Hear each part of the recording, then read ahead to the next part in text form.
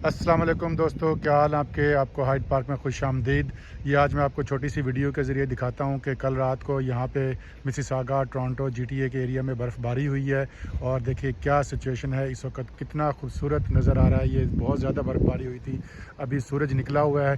और ये देखिए जी, दरख्तों के ऊपर भी सब जगह पे स्नो पड़ गई है और आपको नज़र आ रही है, चिपकी हुई है। यहाँ पे देखिएगा जी, पूरे दरख्त, ये तमाम गाड़ियाँ और ये तमाम पूरा एरिया, ये देखिए जी सामने पूरे रोड पे आपको बर्फ़बारी की बर्फ़ ही बर्फ़ नज़र आती है। पूरा एरिया बर्फ़ से ढका हुआ है और आप ये देखें, तमाम लोग इस वक्त बर्फ़ उठाने की कोशिश कर रहे हैं।